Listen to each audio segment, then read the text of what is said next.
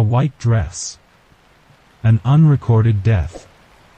And a swamp that has never known peace since 1913.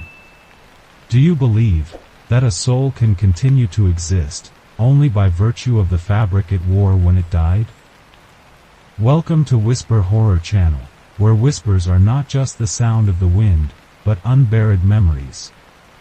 Today, we tell you the story of the Cromwell family, and the white dress that led them to the worst mistake of their lives. If you feel a chill, please like. If you think someone needs to hear this story, share it with them.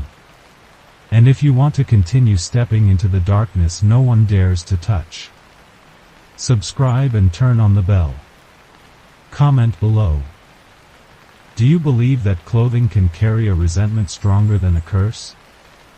The Cromwell family arrived in the Louisiana swamp region in late September, a time when the thick fog refused to leave the ground even in the afternoon. And insects sang as if they were guarding an ancient secret. They came not because they believed in the mystical, but simply for a vacation, or at least, that was the reason outsiders were told. Daniel Cromwell, the father, was a clinical psychologist, a middle-aged man with neat graying hair and a voice that always tried to remain calmly clinical. He did not believe in metaphysics. Did not believe in souls. To him, all trauma stemmed from chemical imbalance or unresolved psychological distress. His wife, Elise, was a contrasting piece. She was a former urban culture reporter in Chicago, but after a series of investigative reports related to Midwest spiritual rituals, she suddenly quit her job and shifted to writing books. Elise believed in history, in things that repeat, and deep down, she believed that some stories should be told, to avoid being relived. The last member of the family was Lily, their daughter, who had just turned 13. Lily had deep brown eyes and was often silent to a worrying extent. She used to have friends, participated in art classes, and laughed loudly in old family videos.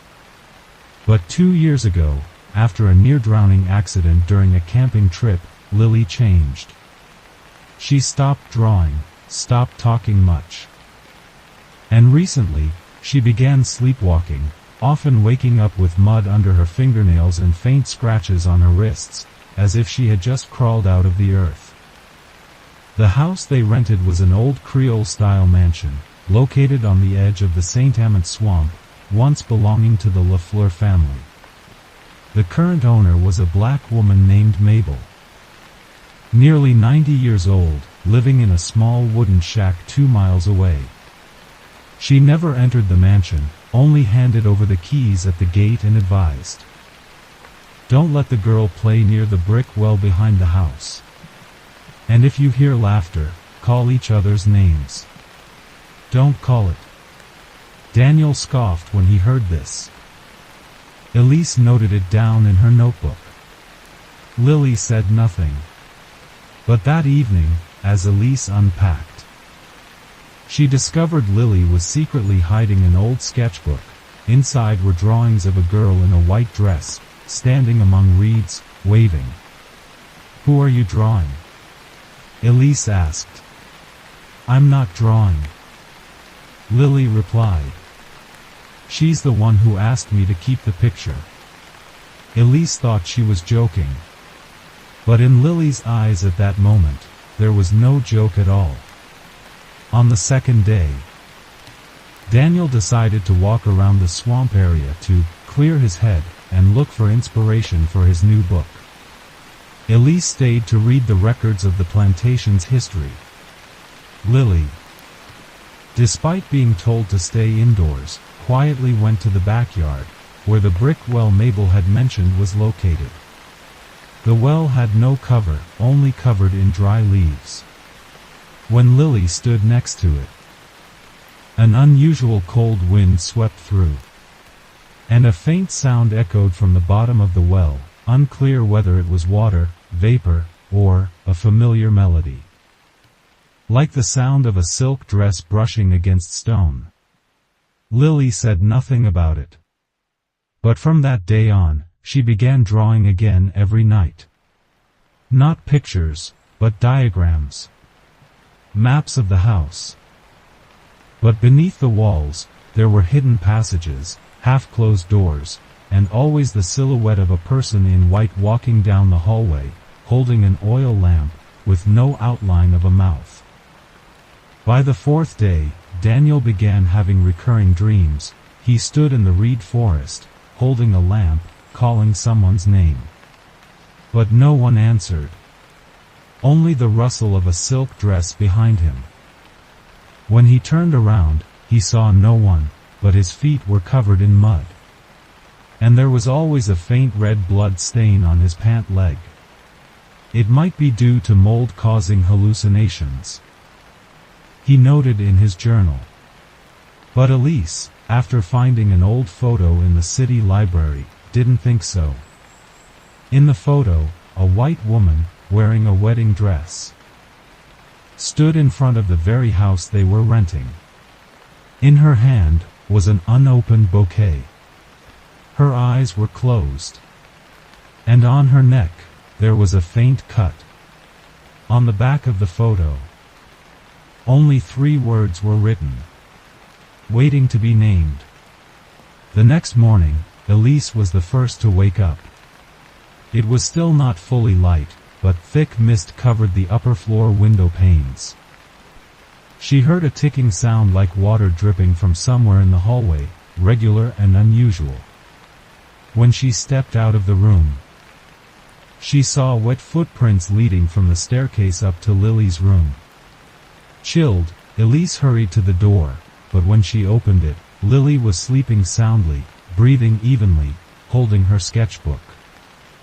Elise went downstairs, checked the pipes, checked the windows. Everything was dry. There was no rain overnight. No broken pipes. And the wet footprints had disappeared as if they had never existed. Later that morning, Lily woke up with a slight headache. She didn't remember anything about the night before, only saying that she dreamed of standing on the surface of a lake. And my dress felt heavy with water. Elise remained silent. She didn't want to sow fear.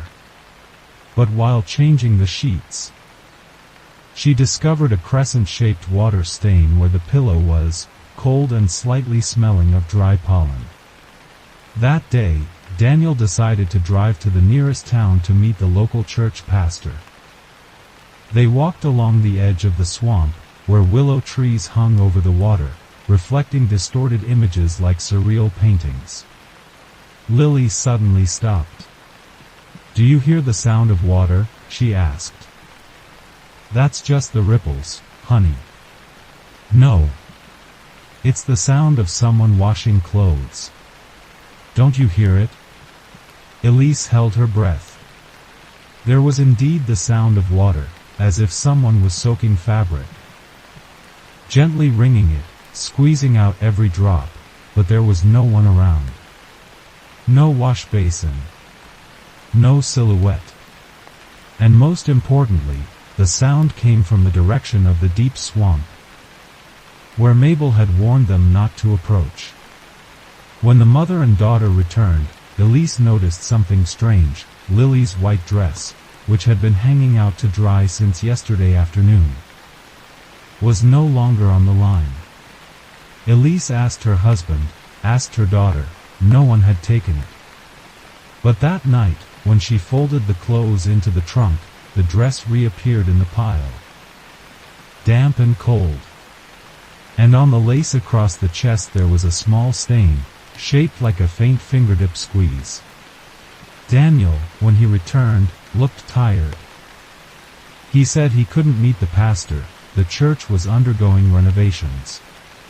But Elise noticed a small tear in his sleeve, as if it had caught on a wire or a fingernail. That evening, the three sat eating in silence. Lily suddenly asked, "If we wear the clothes of the dead, do we dream their dreams?" Daniel chuckled. Elise choked. No one died here, Daniel replied. And there is no such thing. But in the middle of the night, he woke up to the sound of footsteps on the wooden floor downstairs. He thought it was Elise, but his wife was still sleeping next to him. When he opened the door and walked down, he saw the living room light was on. And in the middle of the room, Lily's white dress was hanging in midair as if someone was wearing it. The sleeves gently swayed. The hem lightly touched the floor. Daniel didn't scream. He walked toward it, intending to take it down. But when he touched it, the dress dissolved into water, pouring onto the floor and vanishing. The next morning, Elise found her husband sitting on the porch, saying nothing, staring at the swamp. "You saw it, didn't you?" she asked. Daniel was silent for a moment. Then he nodded. It wasn't a hallucination. And I think, the dress is not just an object. Elise, he said softly. If someone was killed while wearing it, then perhaps, it still hasn't let go of the memory of that night. The story didn't end there. Because the next evening, Lily sat up in the middle of the night, walked out into the hallway, and looked directly into the large mirror hanging at the bottom of the stairs. In the mirror, she wasn't there. Only the woman in the white dress, her hand touching her thin cheek, looking at Lily and whispering, "Let me borrow it back for just one night is enough." That morning, Lily woke up feeling a sharp pain in her fingers, as if she had been holding a needle all night. When Elise entered the room, she found a piece of white fabric tangled in her daughter's fingernails. It wasn't the fabric of the dress Lily usually wore, but a coarse, discolored fabric, used in antique ceremonial gowns from the early 20th century. Elise kept the fabric sample and quietly wrapped it in a handkerchief, saying nothing to her husband. Daniel, since the night he witnessed the dress dissolve into water, began recording detailed notes of his experiences. But instead of panicking, he wrote in a cold, analytical tone, as if dissecting a psychological phenomenon. Phase 1, appearance of visual illusions related to clothing. Phase 2, phenomenon of tactile contact with non-physical objects. Phase 3, beginning to hear voices. The first patient, me. Elise did not read her husband's journal. She spent time looking for old architectural maps of the house. The copy she found in the state library showed that in 1894, the area where Lily's room was located was a small sewing workshop, where emancipated female slaves were hired to sew wedding dresses for the owners. She read the name Celestine Boudreaux, a light-skinned girl, described as stitching with the needle as if chanting prayers. And the last line of the record noted, disappeared a week before the Lafleur wedding, no body found. That evening, Elise tried asking Lily if she had dreamed anything. Lily replied simply, I saw myself sewing a dress. But there was only one thread line, the rest was all blood. Elise began recording everything in a separate notebook, but not just with words. She began sewing the images Lily drew, recreating them with white thread, on old burlap. As if by sewing the memory fragments, they would not escape her hands again. But the more she sewed, the stranger she found it. The images Lily drew, of windows, hallways, the door behind the bookshelf, all matched the current architecture of the house. However, in the original design, many of those details had never existed. That night, a sudden storm rolled through. The entire power system flickered.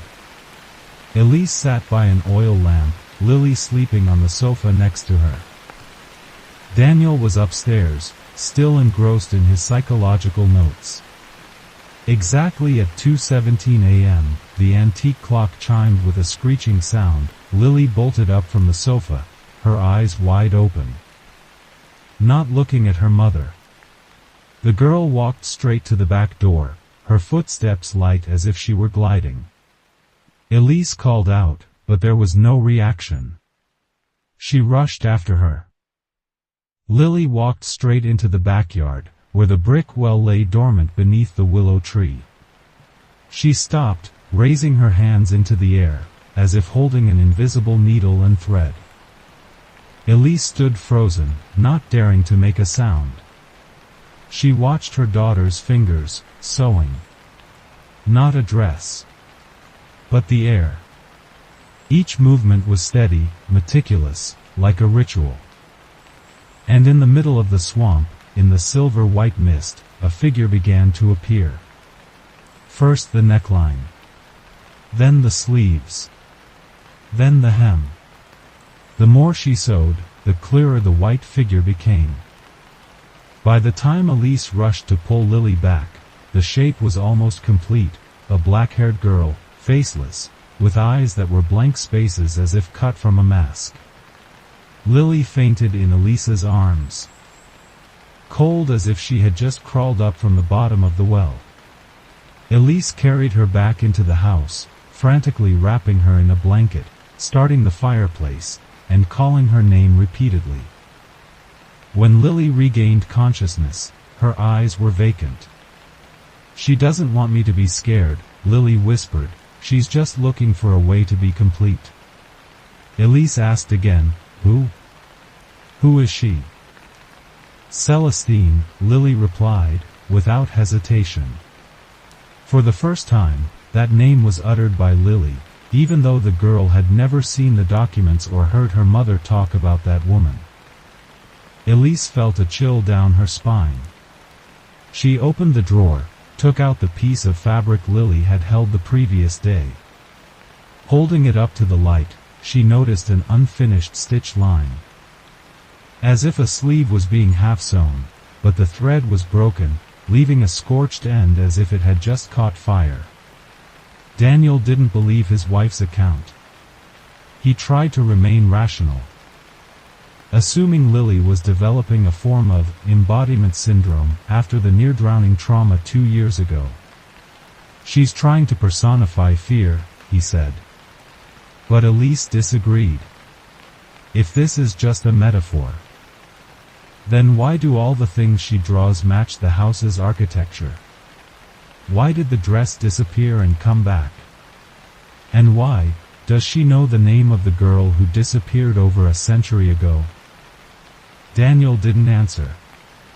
But that night, he secretly opened Lily's sketchbook. In the latest page, he saw a drawing that made him break out in a cold sweat. It was a drawing of him, Daniel Cromwell, sitting at his desk. Behind him was the shadow of the woman in the white wedding dress, holding a sewing needle, leaning down on his shoulder, whispering something. The drawing was signed with a small letter in the bottom right corner, C. The next morning, Elise went to see Mabel, the old landowner living alone in the wooden shack 2 miles away. On the way, Elise brought the piece of fabric Lily had held, along with the notebook containing the name Celestine Boudreaux. Mabel greeted her with an indifferent but alert gaze. She was old, her skin wrinkled like tree bark, but her eyes were bright like unextinguished black coals. When Elise placed the fabric on the table, Mabel did not touch it. She looked at it for a moment, then turned away, pulling an old tin box from a wooden shelf. Inside was a yellowed photo, 3 young girls sitting on the porch of the workshop, all wearing simple white dresses, their hands sewing wedding gowns. "This is Celestine," Mabel pointed, "and her 2 sisters. They were the last ones to sew dresses for the Mistress Lafleur." Elise asked, "What happened to her?" Mabel was silent. Then she replied, Celestine never left that place. They said she ran away. But my grandmother told me, the night before the wedding day, someone saw Celestine walk into the swamp, wearing the dress she sewed herself. The next morning, the dress was still hanging on the line, soaked, and it smelled terribly of blood. People threw it away, but that night it hung back up. And since then, every year during the season the wind changes direction. Anyone near that well hears the sound of thread passing through fabric, and someone whispering, "It's not done yet. It's not complete." Elise thanked her and left, her heart heavy as lead. She didn't tell Daniel anything, but that night, she placed a small camera in Lily's room, aimed at the bed. The next morning, she opened the recording to watch. The footage showed Lily sleeping peacefully until about 2 a.m. Then she abruptly sat up, her eyes still closed. She pulled out a white piece of fabric hidden under her pillow, and began to sew. There was no thread, no needle. But her hands moved clearly, precisely, skillfully, and terrifyingly. When Elise fast-forwarded, she saw, right behind Lily was a blurred white shadow, shaped like Celestine, leaning down and whispering in the girl's ear. Elise did not sleep that entire night. She sat next to Lily, holding her sketchbook, staring at the mirror in the room. It was an antique mirror fixed to the wall from the previous owners. It couldn't be removed. And throughout the night, Elise swore that the mirror did not reflect her image, but the image of someone else, wearing a white dress, head tilted to one side, holding a spool of thread as red as blood. Early in the morning, Daniel announced they would be leaving the next day. He said they both needed to escape the collective psychological influence. Elise objected. She knew that if they left while the ritual was incomplete, whatever was manipulating Lily would not let go. "We are not leaving here until I find the final stitch line," Elise said, her voice unusually firm. During that final night, a major storm rolled through the swamp. Lily disappeared. Daniel banged on the doors, calling his daughter's name in despair. Elise ran through the house, but there was no sign Lily had left through the main door. And then, she remembered the old room that used to be the sewing workshop. Elise rushed in, her flashlight beam shone into the corner where the bookshelf used to be. Now it was just an empty space. On the floor was a small cellar door, covered in dust and torn fabric. She pulled the door open. The smell of dampness, decay, and frayed threads wafted up. Elise stepped down, following the sound of the wind blowing and something like fabric being torn. Finally, she saw Lily, sitting in the middle of the small cellar, holding a piece of pristine white fabric, and a red thread line was being sewn straight through the chest of her dress. On the wall behind, was the completed wedding dress, hanging suspended, trembling with every stitch. Lily looked up, her eyes clouded. "Mom, I can't stop. She needs someone to complete. She needs a body, to be worn completely." Elise screamed, grabbing the fabric, tearing it apart. But instead of fabric, she heard a scream, not her daughter's, but a female voice, wailing and desperate, like a needle piercing through flesh. The wind went silent. The thread fell to the ground. The dress disappeared. Lily collapsed into Elise's arms, gasping for breath. "Mom, I'm so cold, but I think I'm still me." Elise held her tightly, crying for the first time in many years. 3 days after the night in the dress cellar, Elise realized something in the house had changed. There were no more strange footsteps. No more appearances of the dress. No more sounds of washing echoing from the swamp every full moon night. But an unusual quiet permeated the air, as if someone had held their breath, and was waiting. Elise felt it in every crack in the wooden floor, in the silent shadows that stretched across the walls every late afternoon. Daniel began to withdraw. He no longer argued with Elise. Nor did he mention leaving anymore. He just sat in the old library, rereading the Lafleur family journals he had borrowed from the town. However, he didn't tell Elise. Those journals were not on the public library shelves. They were tucked into a locked drawer, labeled, "Evidence never to be published." In a note by the Lafleur mistress in the late 19th century, there was a scrawled line. "They say that sewing enough 9 stitches allows the soul to find a new body.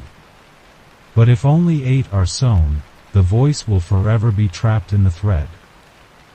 Daniel didn't fully understand the meaning. Until that night, he heard a snick-snick sound coming from behind the bedroom wall. The sound was initially just a light rustle, like a mouse running behind the partition. But after a few nights, it became rhythmic, like a regular pattern. Snick, stop, snick, stop, then a hiss like a sewing needle pulling thread through old skin. Daniel pressed his ear to the wall, hoping to find an air duct, a loose electrical wire, or anything logical. But the closer he got, the clearer he heard. It was the sound of a human hand, pulling each stitch through the fabric, or flesh. Elise also heard it. But instead of looking for a physical cause, she looked for the missing scriptures. She began connecting the symbols in the journal with the symbols Lily had been drawing in recent days. The thread lines were not just needle strokes, but symbols of soul connection, an ancient binding form that predates Christianity, the blood vow. In an old book Elise found in an abandoned church, she read, "If the living sew a garment for the dead, and the stitches are completed under the 3rd moon after the harvest, the soul can re-enter through the fabric like blood flowing through arteries." And as if fate intended, that night was the 3rd full moon. When Elise stepped out onto the porch at midnight, she saw thin threads like spider silk hanging down from the corners of the roof, swaying in the wind. From the west wall, red threads began to appear. They were not hanging from above, but emerged from the wooden gaps, as if someone was sewing inside the wall, trying to complete something. And behind the wooden partition, the sound of someone gasping for breath, rapid and choked, as if a needle was piercing a lung. Elise no longer hesitated. She went to get an old axe from the storage room, returned to the hallway where the wall began emitting the sewing sounds. She clearly heard each thread hissing, piercing through the wood, like the sound of a sewing needle weaving through decayed bone. Elise closed her eyes, took a deep breath, and swung the axe, striking the wooden partition hard. The wood splintered, dust billowed. But what froze her was not the dust. It was what was behind the wall. A half-sewn human body. Wrapped in decayed fabric, the left arm was missing, replaced by an ivory sleeve like a frozen corpse. On it, there were still fresh red thread lines, not decayed, as if someone had just sewn them minutes ago. But the most horrifying thing was the face, only half of it. The other half was still white fabric, unsewn. And in that fabric area, a real eye opened wide, staring at Elise, so vividly that she had to step back, hitting the wall behind her. Gasping for breath, Daniel heard the noise and ran over. But he only saw Elise kneeling on the floor, her hands trembling, pointing toward the broken wooden partition. When he approached, the corpse was gone. Only a torn piece of fabric remained, stained with a red thread and the words embroidered clumsily. The one left behind. Elise insisted that the corpse was there. Daniel thought his wife was having a nervous breakdown. But that night, Lily, in her dream, drew exactly the image Elise saw, a half-sewn body. With the words, "the one unstitched," written at the bottom of the wall. Throughout the night, Elise did not sleep. She flipped through all of Lily's drawings, piecing them together chronologically. The seemingly disparate details, extra doors, non-existent rooms, fragmented dress pieces, gradually formed a terrifying structure, a map of a corpse sewing workshop. The cellar was the fabric collection area, where the first soul resided. Lily's room was the host selection area, the child, whose mind was easily influenced. And the west hallway was the living thread extraction area, where the living were sewn into the curse, unknowingly. Elise began searching for the old Lafleur family files, tracing the names of the girls who had lived there. She found 12 names, all of whom disappeared between 1870 and 1920, all female, who worked in the wedding dress workshop. But Celestine was the only one explicitly recorded as having an incomplete body. And then, Elise discovered something that stunned her. The Lafleur wedding photo from 1913, where the new bride stood in a white dress, but when she zoomed in on the hem, she could clearly see a miscolored thread line, as if sewn from another dress body.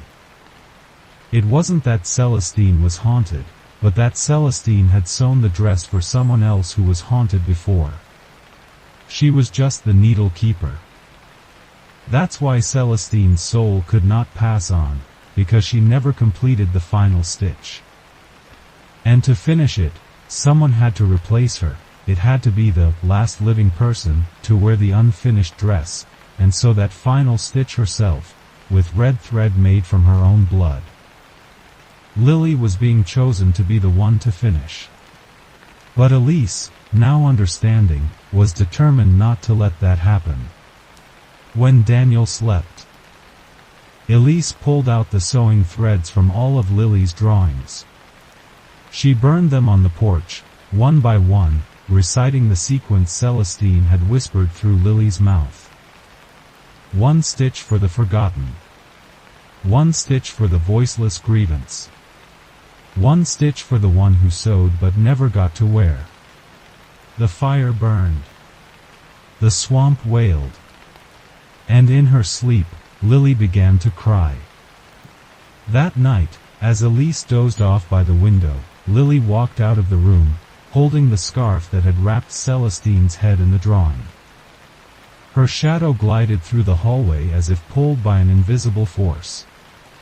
Daniel, awakened by the footsteps, saw the front door ajar and wet footprints extending toward the swamp area. Without hesitation, he grabbed a flashlight and followed.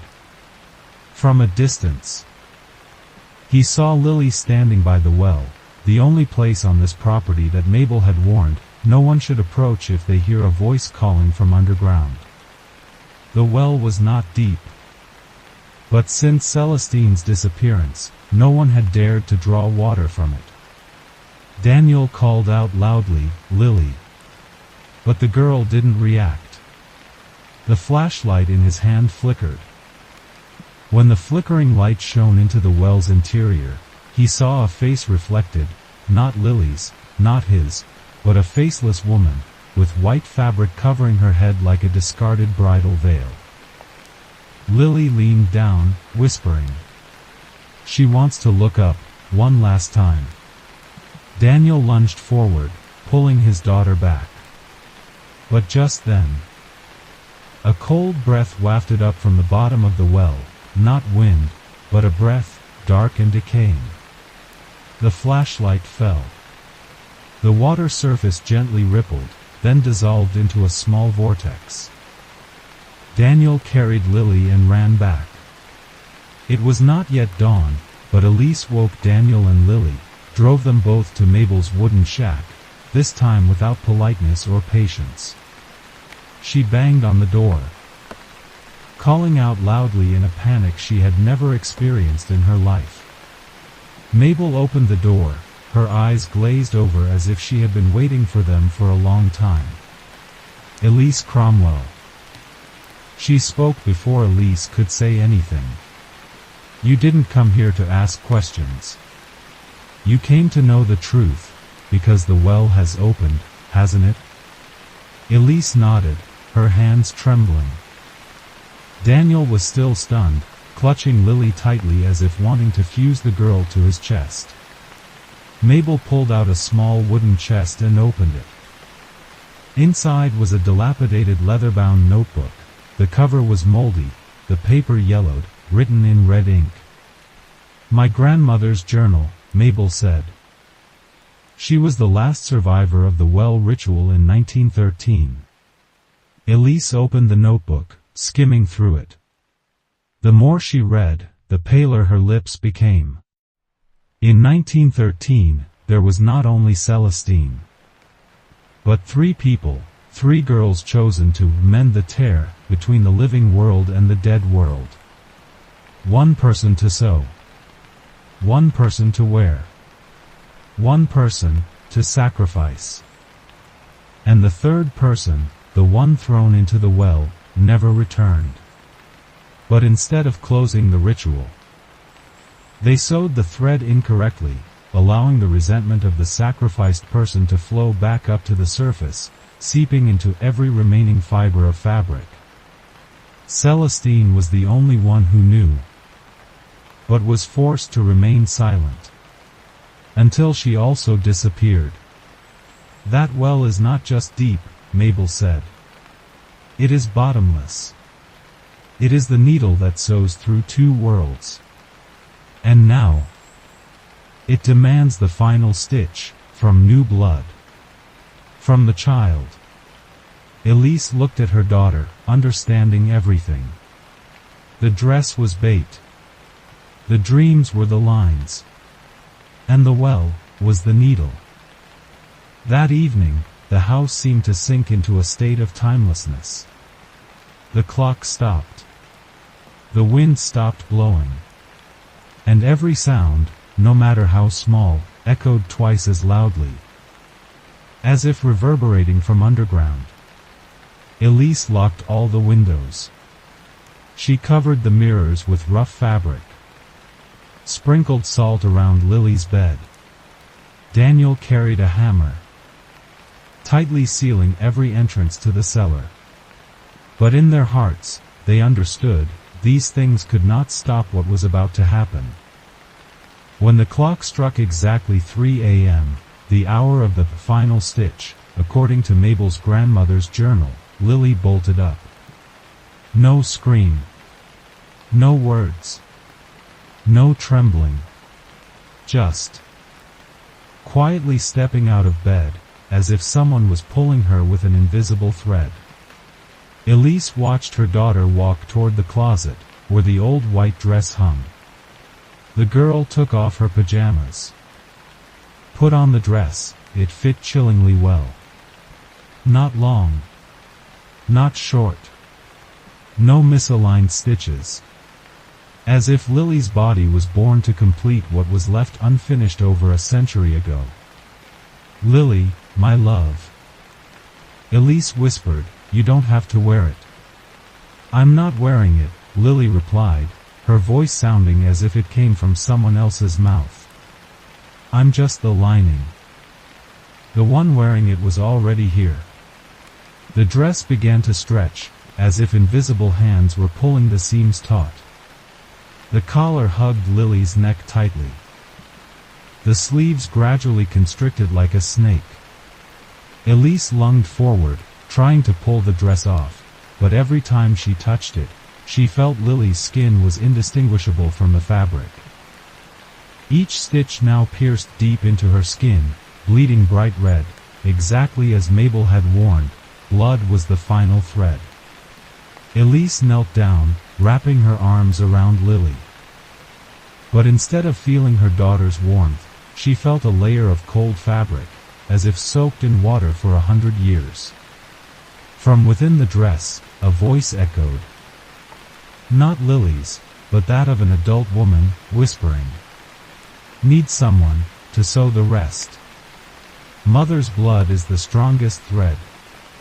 Suddenly, an invisible force yanked Lily out of Elisa's arms, pulling her straight out of the house, toward the well.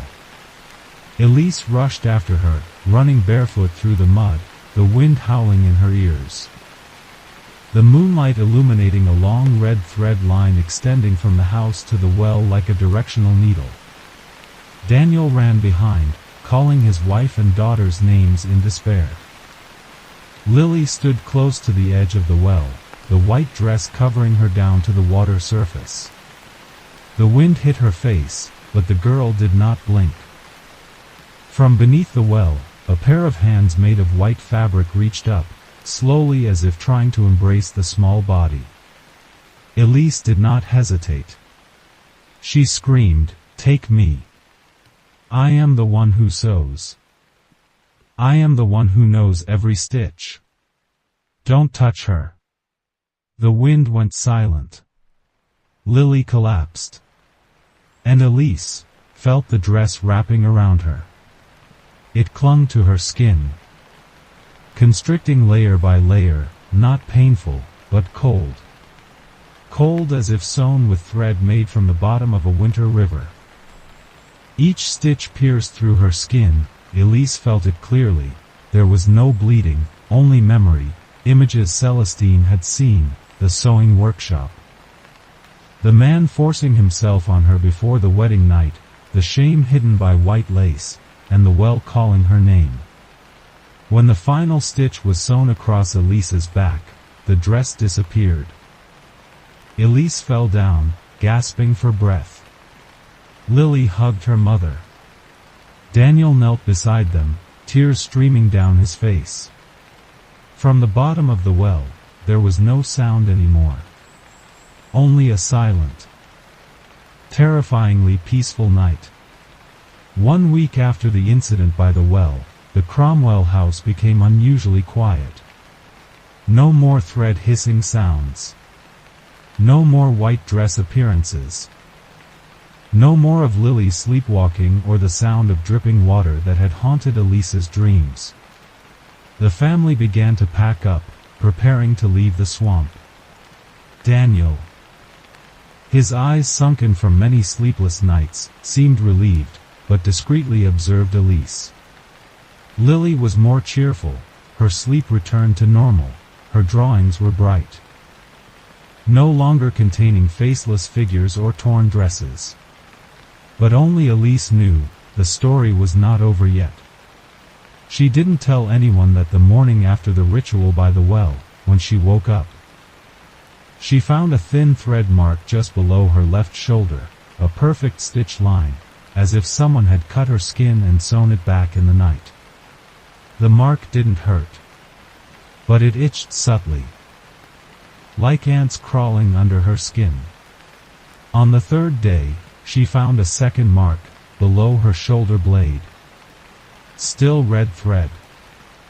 The stitches were so skillfully done that the town doctor, when examining them, thought Elise had undergone cosmetic surgery.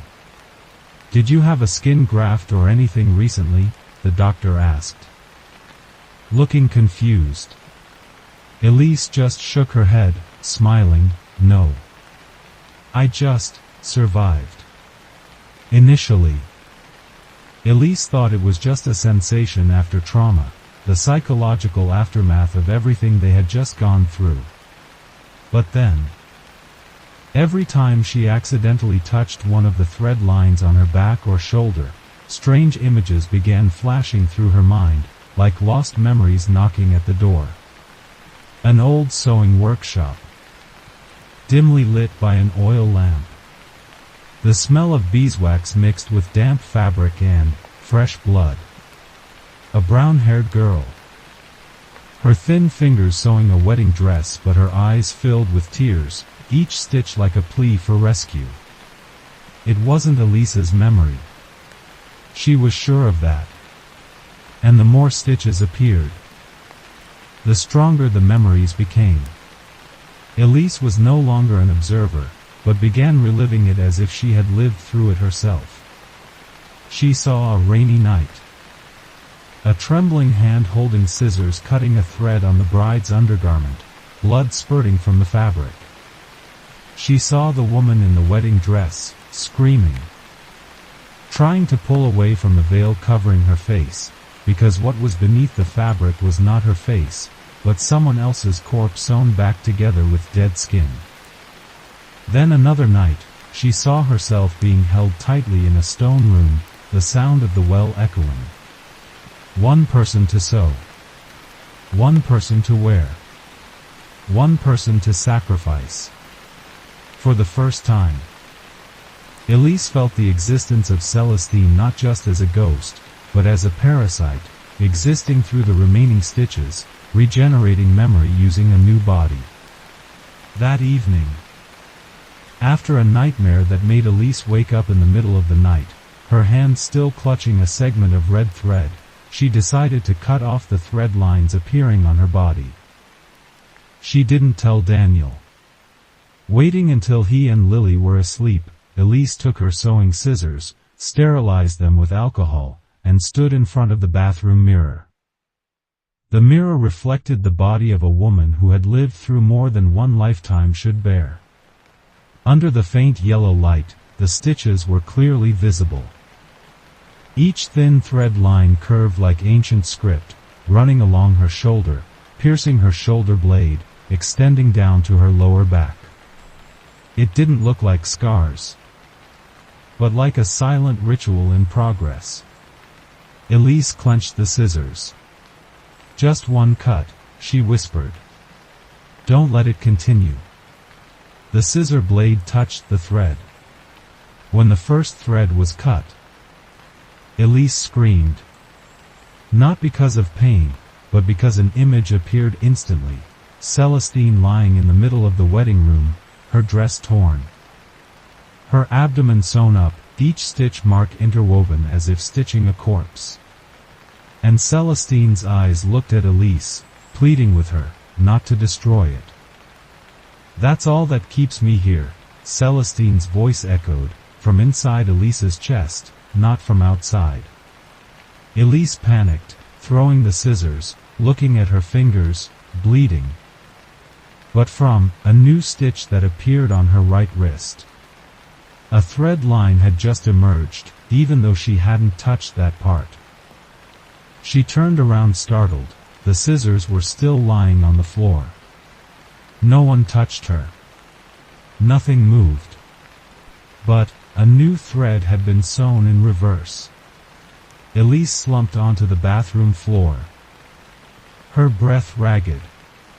Every time she tried to stand up, the skin on her back ached, as if the threads were tightening, resisting her actions. She clearly felt something sewing from the inside. No longer just memory, but an active will, like an invisible hand, stitch by stitch, continuously piecing together. For the next 3 days, Elise wore long sleeves, hiding the thread marks from Daniel and Lily. But she knew, she was becoming the vessel for memory, a new host for something to return, not just Celestine. Through her dreams, Elise saw more. Not just one Celestine, but 12 women, 12 souls that were mis-sewn, left behind in the ancient ritual. Each holding a part of a body, an arm, a section of intestines, a piece of a heart, and they were finding their way back in a single body. Celestine was just the first thread. Elise, in the role of the proxy sewer, had become the original fabric. She could no longer feel the temperature in her left arm. Her skin began to lose color, pale like unbleached rough fabric. Her fingers trembled, feeling as if blood was no longer flowing. In a panic, she went to see Mabel again. But the wooden shack was empty. The door was wide open. There were no signs of anything. Only a charcoal drawing hanging on the door remained, depicting a woman in a white dress, her body covered in stitch marks, standing in front of a mirror, and the mirror reflected nothing. Mabel knew from the beginning. Elise looked up, and for the first time, she clearly saw in the mirror that her left arm was no longer reflected. The next morning, Elise couldn't get up. Not because she was tired, but because when she opened her eyes, she realized she was lying on the living room floor, in a white dress she didn't remember putting on. The dress was identical to the one Lily wore, only longer, heavier, and sewn with strange fabric, something that wasn't cotton, nor lace, but resembled burial shroud. The kind used to wrap corpses in ancient rituals. Daniel panicked when he discovered Elise like this. He checked the mattress, checked the windows, asked the neighbors. But no one saw Elise leave the room. She just disappeared from the bedroom around 3 a.m. When Elise fully woke up, she remembered nothing. But when she stood in front of the mirror, the most horrifying thing appeared. The mirror did not reflect her face as usual. It was still the mirror. Still the room. But the part from the neck up was completely empty. She didn't scream. Instead, Elise laughed. A strange laugh, not her own, without the familiar throat vibration. The laughter seemed to come from her stomach. Without timbre, as if someone was learning to reuse a human voice. Elise ran to the backyard, looking at her reflection in the watering trough. This time, her face appeared. But it was a different face. Dull gray eyes. Narrow forehead. High cheekbones. A face Elise had never seen, yet it felt familiar. It was the face in the charcoal drawing at Mabel's shack. From the moment Elise saw the strange face in the watering trough, everything around her began to crumble. Not with sound, but with logic. Every small action, brushing her hair, washing her hands, holding a glass of water, was slower than usual, as if she was reenacting a movement that no longer belonged to her body. She raised her hand but didn't feel the familiar sensation in her joints. It was like moving through the memory of another body. That night, as the family sat down for dinner, Lily recounted a dream. I saw Mom standing by the doorway, in a white dress, but without a face. Mom wasn't breathing.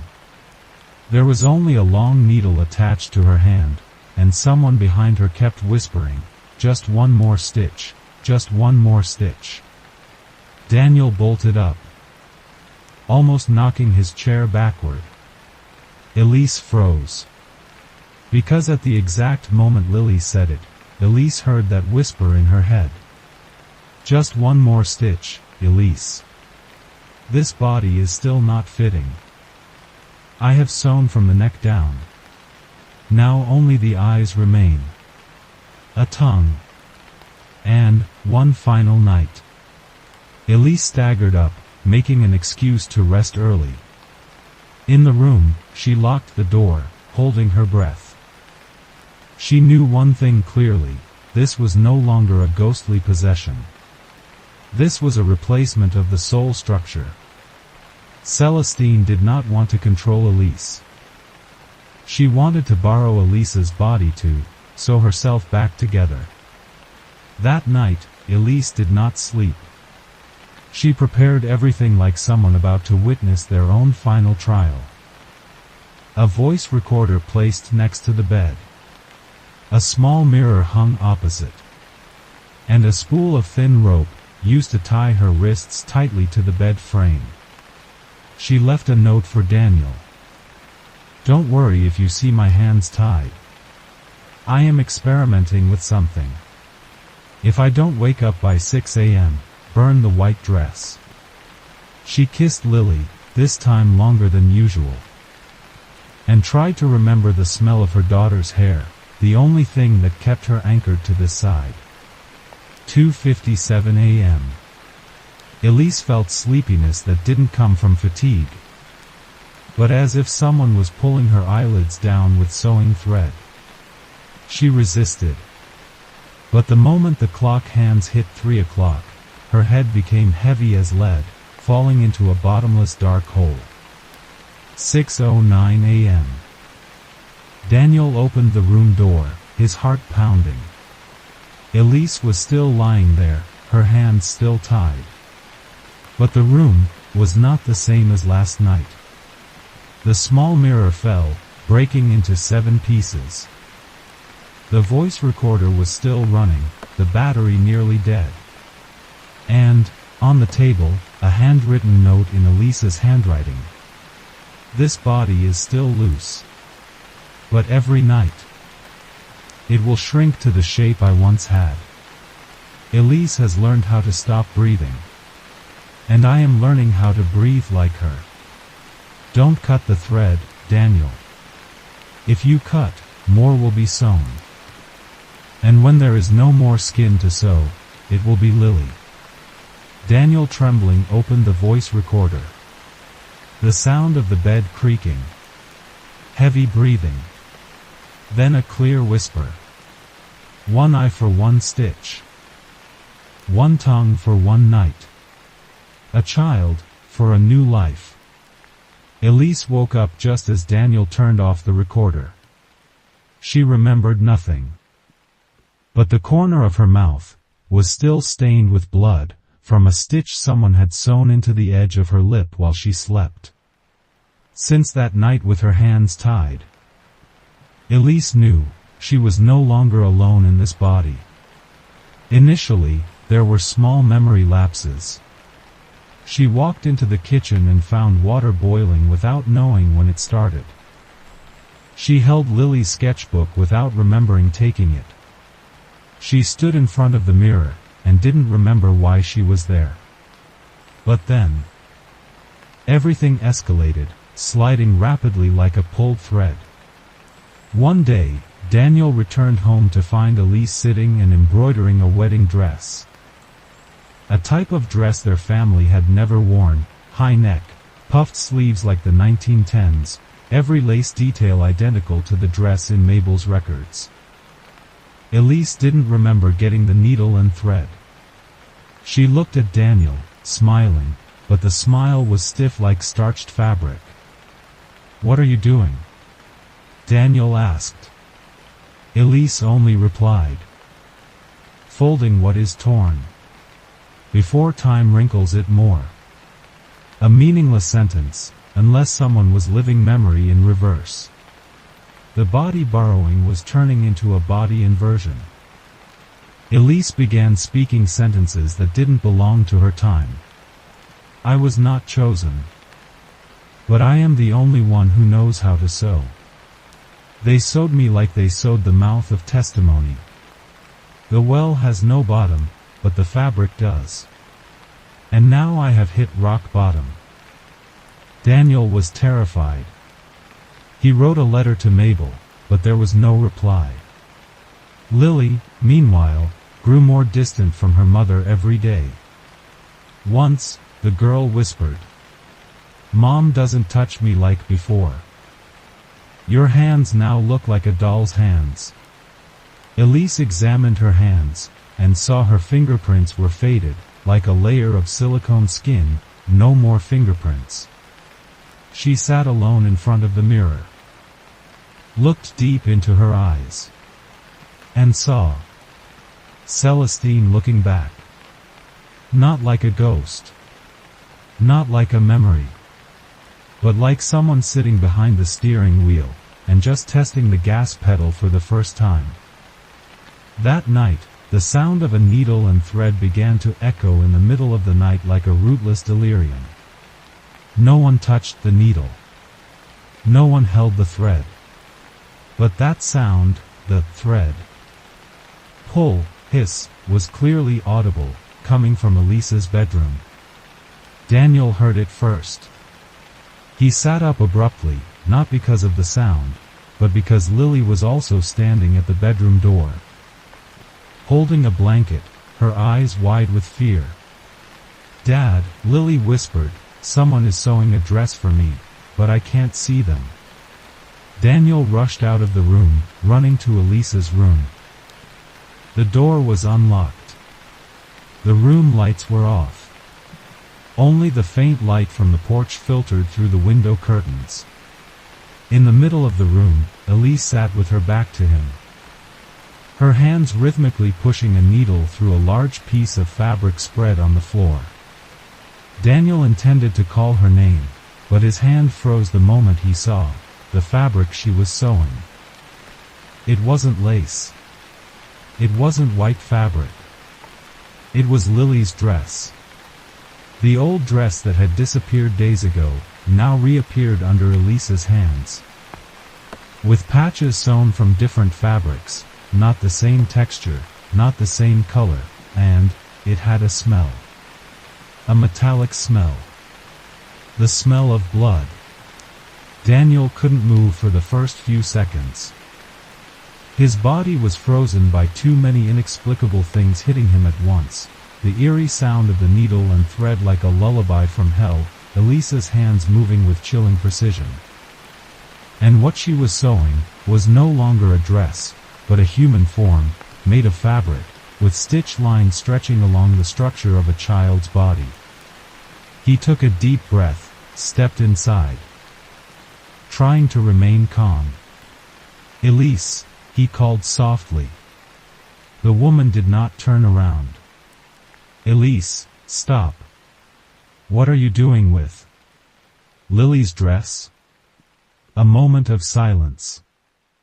Then Elisa's voice echoed. Without trembling, without rushing, but clear, steady as if reading from a book. "The child not born in the ritual must be reborn through thread and needle. No bones needed, only fabric. No blood needed, only the breath of the one who once lived." Daniel stepped closer, intending to pull the fabric away. But the moment his hand touched it, he heard a faint moan, as if from within the thread itself. "Dad, it hurts, don't pull anymore." It was Lily's voice. Daniel backed away, panicked.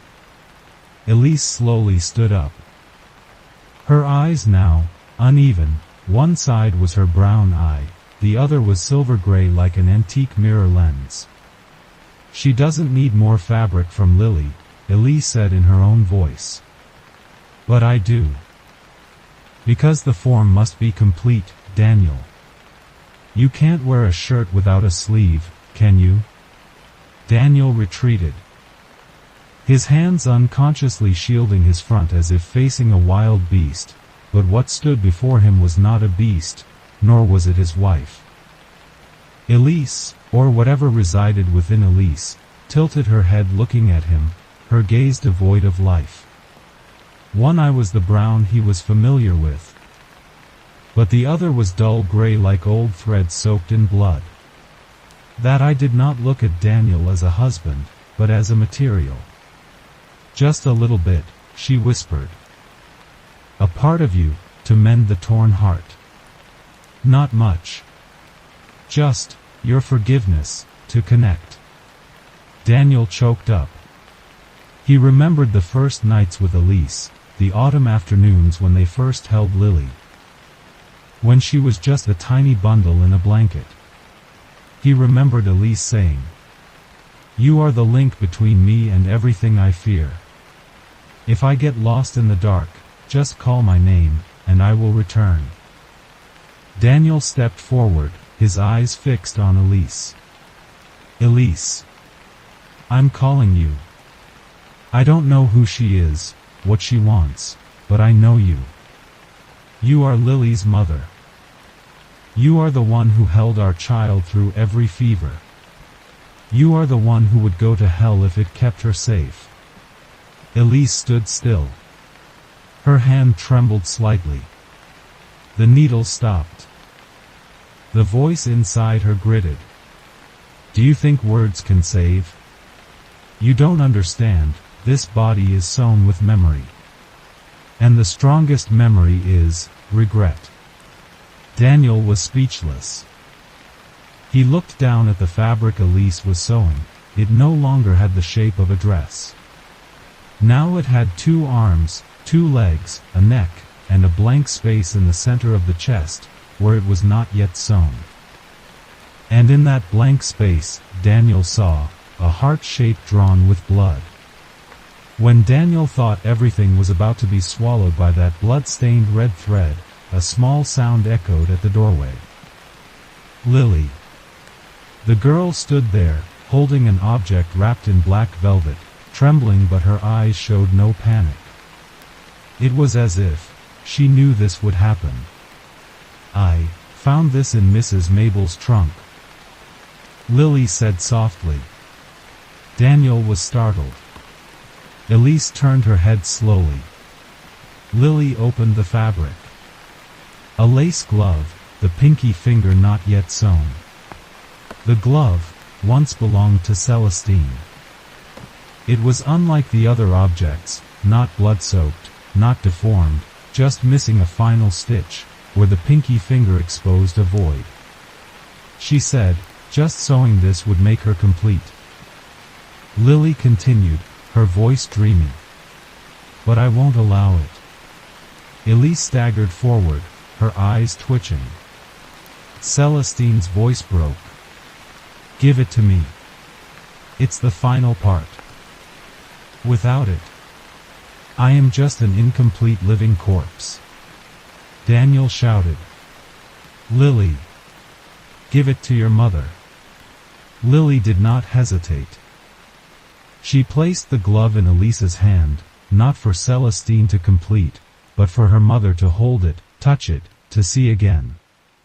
The moment Elise lightly squeezed the glove, a flood of memories rushed in like a broken dam. Elise no longer saw herself in that room.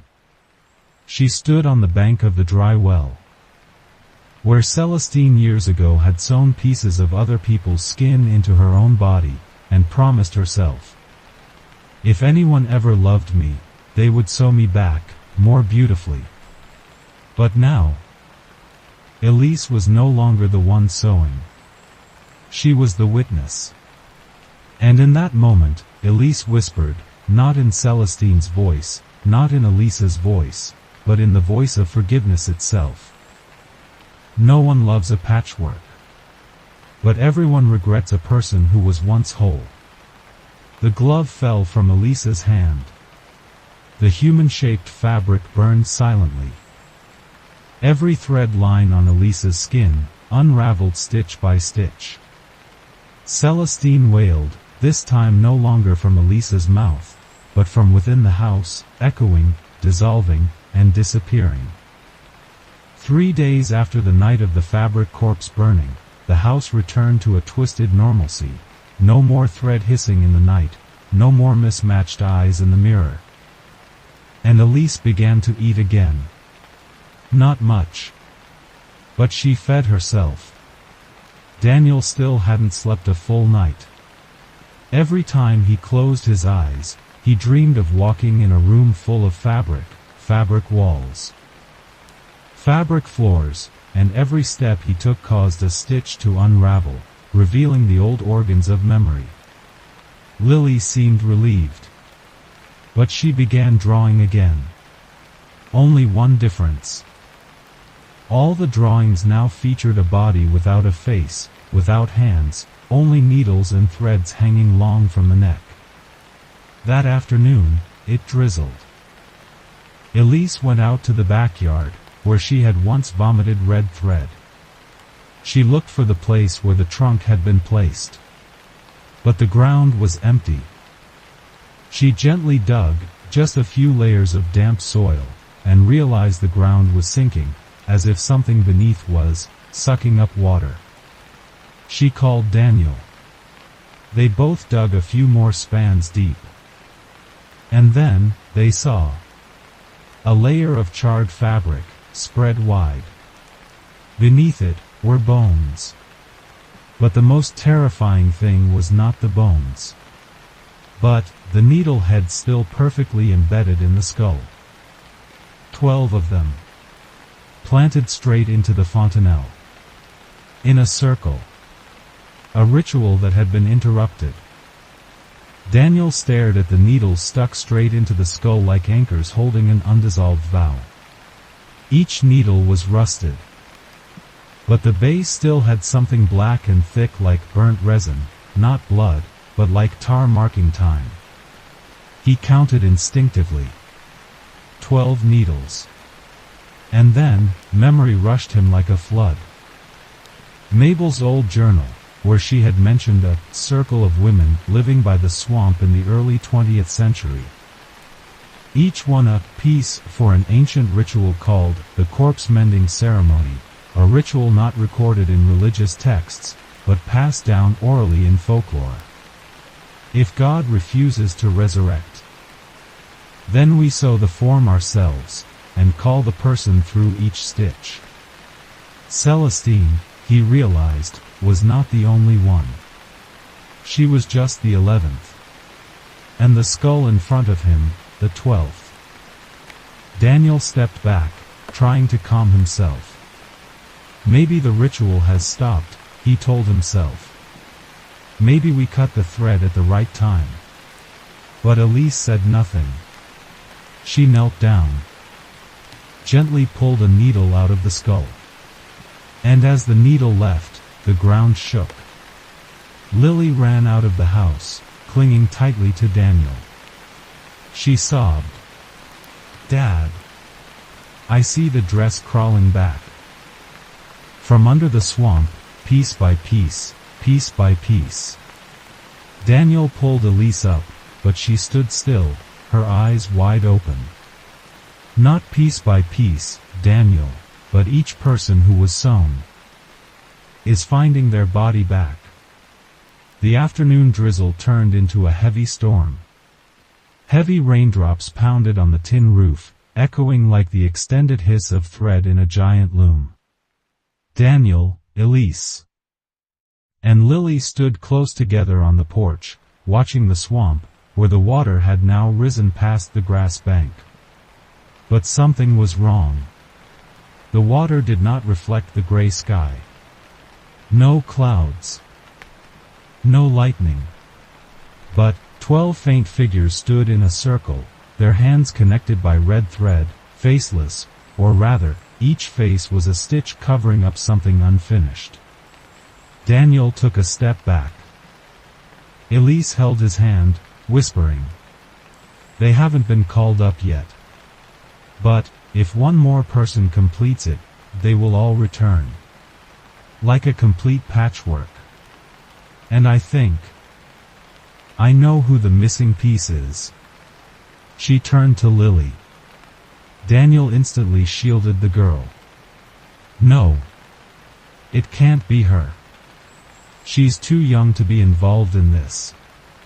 But Elise shook her head, her face pale. "Not the Lily now. It's the Lily later. I just saw her, on the water surface." Daniel turned his head. And his heart seemed to stop for a moment. In the middle of the reflected water, there was a woman in a wedding dress made of human skin, long hair soaked, eyes gray exactly like Celestine's, and that face was Lily's. But older. Adult. Elise choked. "She has been sewn, in the future." The rain still fell, but Elise no longer heard the sound of water. Everything around her became silent as if the world had withdrawn, leaving only the circle of 12 incomplete bodies, reflected in the swamp surface. She stepped down the stairs, her feet sinking into the soft mud like raw flesh. Daniel wanted to stop her. But Elise raised her hand, not to forbid, but as a farewell. "I don't have time," she said softly. "Every night that passes, the memory Celestine left in me becomes clearer. But not so that I become her, but so that I understand, the end has never been death, but continuity." Celestine doesn't need to be resurrected. She just needs Lily to continue the remaining part. Daniel's voice trembled. What are you going to do? Elise smiled, the first undistorted smile in many days. Cut the final piece. Don't let it connect to the circle. Don't let Lily grow up in the way that water mirror is shaping her. She turned to Lily, knelt down, brushing her daughter's hair. My love. If you don't remember everything later, if you only remember that Mom was scared, cried, did strange things, that's okay. Because you won't have to bear it. Lily whispered. I don't want to forget you. Elise touched her daughter's forehead, kissed her gently. Then she stood up, walking straight into the swamp. The water was cold, gradually receding. With every step Elise took, a faint body in the circle dissolved. Each arm disintegrated into thread. Each face burst like moldy fabric. By the time she reached the form of future Lily, Elise stopped. She pulled a piece of half-burnt fabric from her pocket, the remaining piece after the human figure burning night. The last piece is memory, Elise said. Then she bit her fingertip, writing a short sentence in blood on the fabric. I'm sorry I wasn't scared for you sooner. And when the sentence was complete, the fabric burned into ashes in the water. The sky stopped raining. The swamp surface reflected the real sky again. The next morning, the sun broke through. A pale, thin sunlight like old cotton fabric, scattered across the warped wooden floor. Elise was no longer in the house. No one asked why. No one panicked. There was no missing person alert. Because no one remembered she had existed. Daniel woke up, finding himself lying sideways on the sofa. His back ached. His head was empty as after a long fever. He couldn't remember why he had slept there. He only knew that on the table there was a half-empty glass of water, next to it was a lace glove, white, old, missing the pinky finger.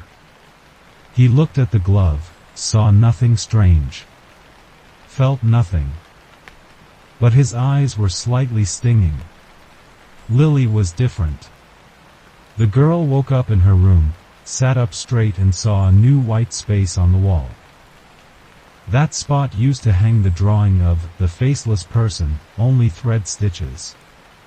Now it was empty. She went downstairs to the kitchen, saw her father making breakfast. Good morning, Daniel said, flashing a dreamy smile. Good morning, Dad, Lily replied. She didn't mention the white dress. Didn't mention the swamp. Didn't ask where her mother was. Because in her memory, Elise had never existed. Only, when she washed her hands, water splashed onto her left wrist, and Lily saw a small red thread line like a faint scar. She turned her hand, touching it. It didn't hurt, but it was cold.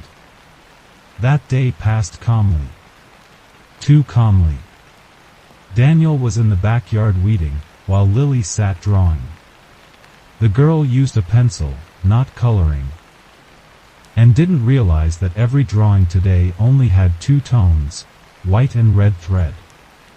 She drew a woman with an unclear face, standing in the middle of the room with light filtering through the window. And in her hand, always a piece of fabric being sewn.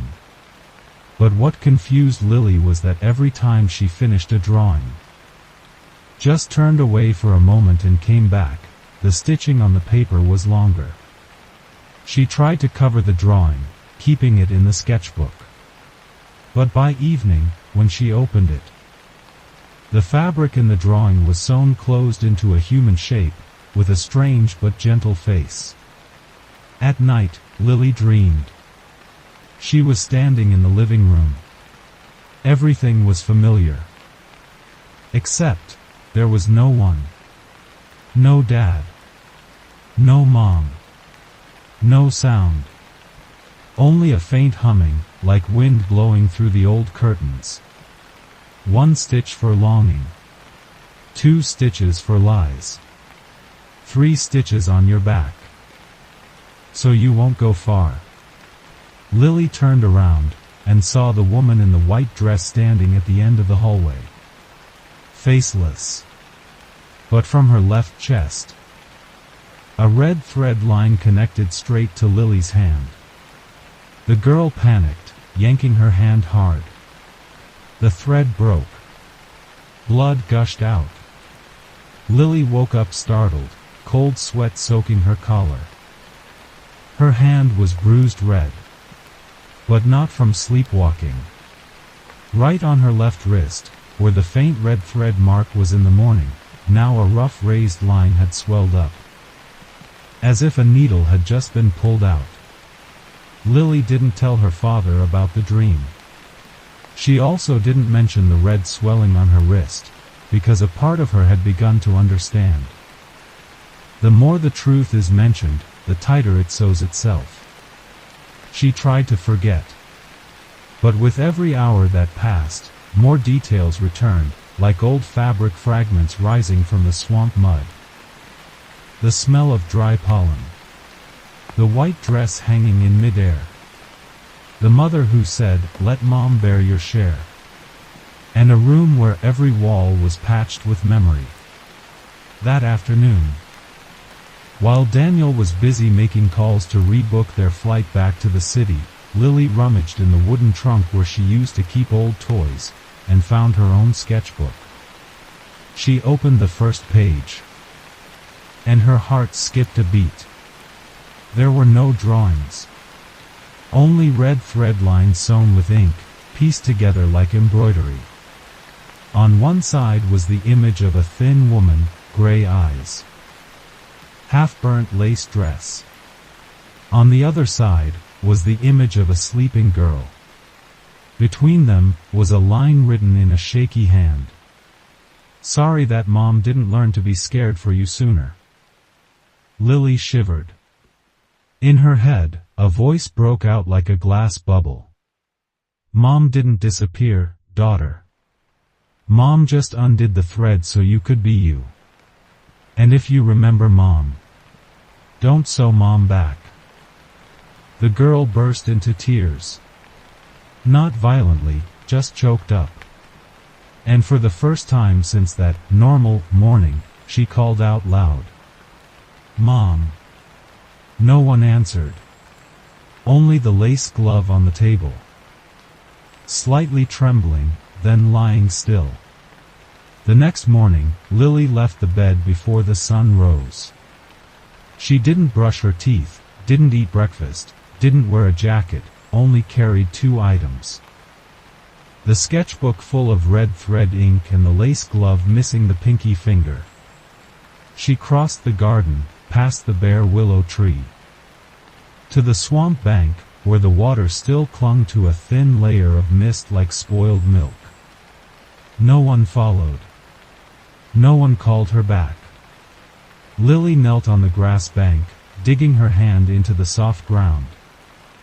She dug with her bare fingernails, removing the black mud and tangled grass roots, until she created a small hole just big enough.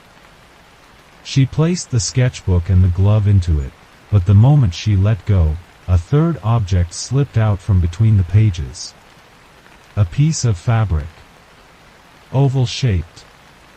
Old. Thin. Embroidered with 2 silver initials, E.C. Lily was stunned. This was the heart part. The fragment that was never burned in the ritual. The only fragment that retained the smell of pollen and the unfinished rough thread line. But what chilled her more, was that she herself had sewn it back. Not the Lily of the present. But she, in the dream. She, in the future. She, with empty eyes and skillful hands like Celestine. Lily held her breath. A decision appeared as clearly as a line underlined every option. Keep the fabric piece, complete the human figure. Or, bury all three. One last time. She grabbed the fabric piece, folded it, and lightly bit her fingertip, just like her mother once did. Blood seeped out. Instead of sewing, she wrote a very small sentence on the fabric. I don't need to be perfect. I just need to be free. Then placed the fragment in the hole. Buried it deep. And when the layer of soil covered it, the first breeze from the swamp blew over, carrying a lullaby that was no longer sad. 1 stitch for love. 2 stitches for goodbye. 3 stitches Mom undid herself. So you won't be like anyone. 2 weeks after Lily buried the glove and the sketchbook, everything seemed to return to normal. Daniel got a new job at a small local school. Lily started 6th grade, where she was quickly liked for her gentle nature and exceptional ability to draw from memory. But she never drew faces. No matter how beautiful the portrait was, the face area was always empty, as if she herself feared it would appear if she colored it too deeply. One afternoon in October, when the sky was turning yellow and the wind carried the smell of damp, decaying leaves, Daniel took Lily to visit a local farmer's market, a fall event held in the swamp area, where Mabel's house used to be.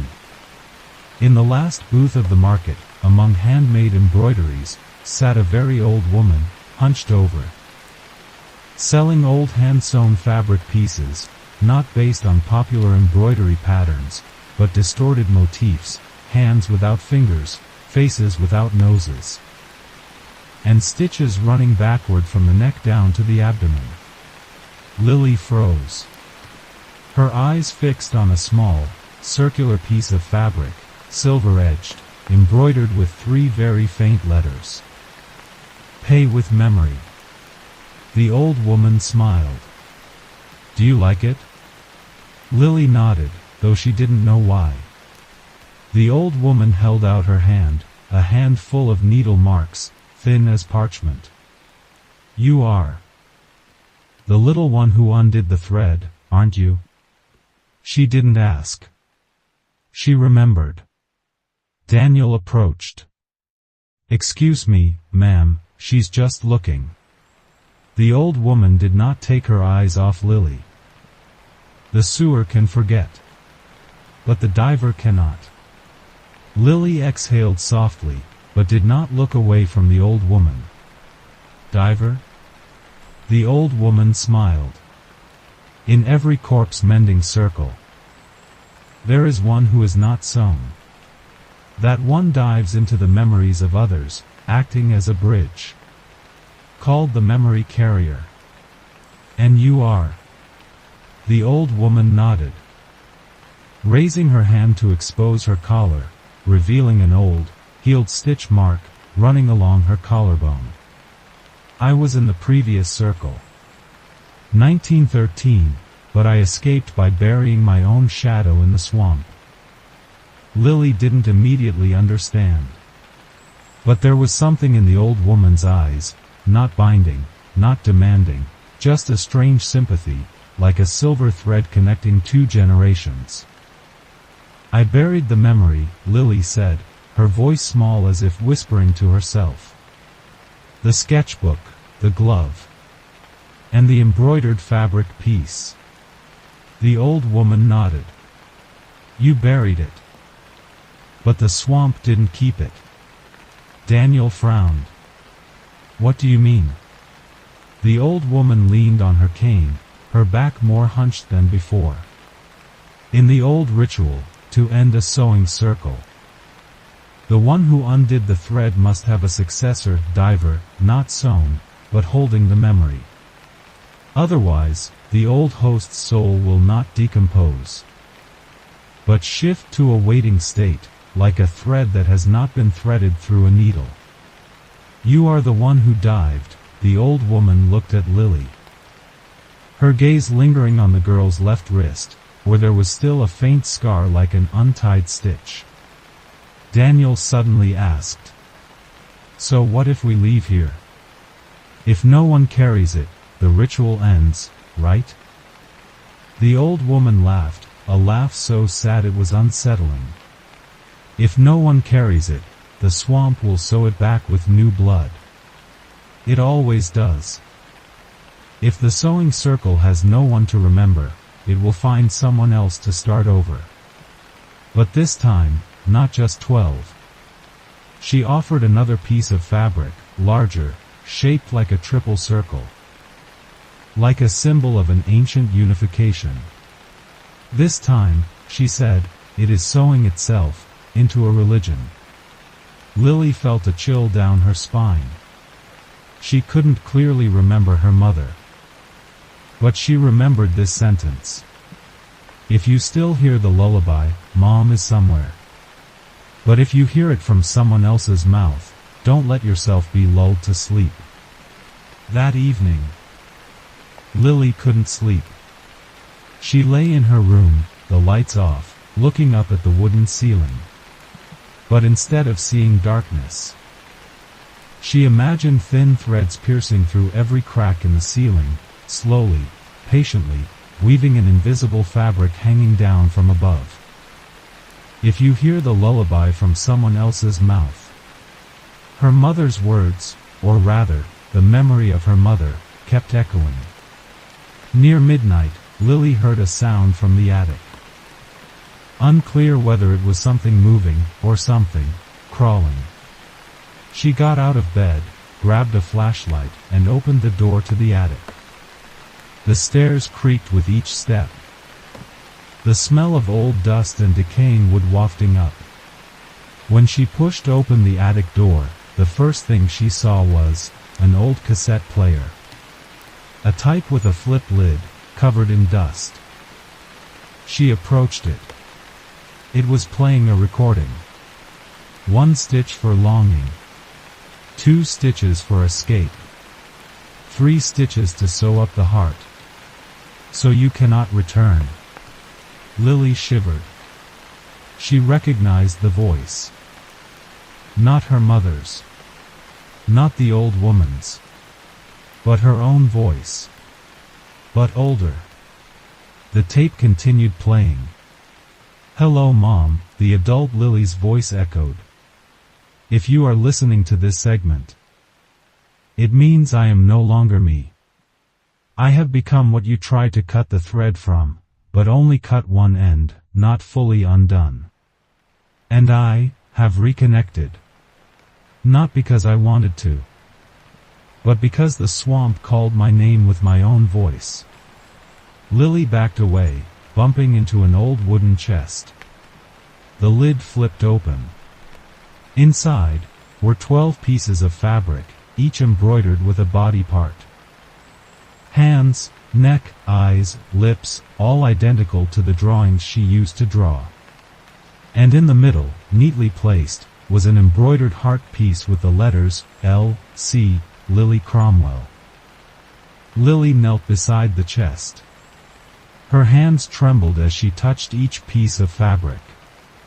They were not like the old pieces she had drawn or seen in Celestine's ritual. These pieces were new. No signs of time, no mold. They were sewn not long ago, by her own hands, or by another version of her. She picked up the first piece, left hand. Still smelling of fresh blood and a silver thread sewn in a spiral shape, next to it embroidered the line, "I have taken the needle." Next was, "right eye," embroidered with another line, "I have seen memories that do not belong to me." Then, heart, where the line was embroidered, "I have loved, and still continue." The cassette tape was still playing. "I left these pieces, not to reconnect the ritual, but so that you, or my past self, remember the only thing that can break the sewing circle, not cutting. but burning the human figure itself, before it is completed. You sacrificed so I wouldn't be like anyone.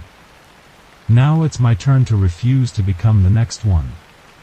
Lily took a deep breath. Then she did the first thing she had never done in her life. She opened all the fabric pieces. Arranged them back into the correct human shape, a complete figure. Not ghostly. Not gruesome. Just herself. She pulled a wooden matchstick from her pocket, the kind her father used to light the stove, and struck it. The flame flared up. The fabric began to burn. The silver thread hissed like a cry. The cassette tape stopped completely. No more lullaby. A gust of wind blew through the attic, extinguishing the flashlight. Lily closed her eyes, whispering, "I don't need to be sewn back. I am not anyone's shadow. I am me. And I will burn, so no one else has to die for me." When the fire went out, only ashes remained. And on top of the pile of ashes, one item that did not burn completely. A small porcelain button, engraved with the letters E.C. on the inside. So, it all started with a dress. And just like that, everything began to slip out of control. A child who no longer dreams her own dreams, but starts remembering memories that were never hers to begin with. What do you think? If someone died wearing a dress, could that dress become a refuge for revenge? Or worse, a doorway for what was meant to stay buried? If you're still feeling that chill, like to keep it alive. Share if you know someone who's ever worn the clothes of the dead. And subscribe so you don't miss part 2. Because that dress never really left. Whisper Horror Channel. We whisper, so you don't have to scream.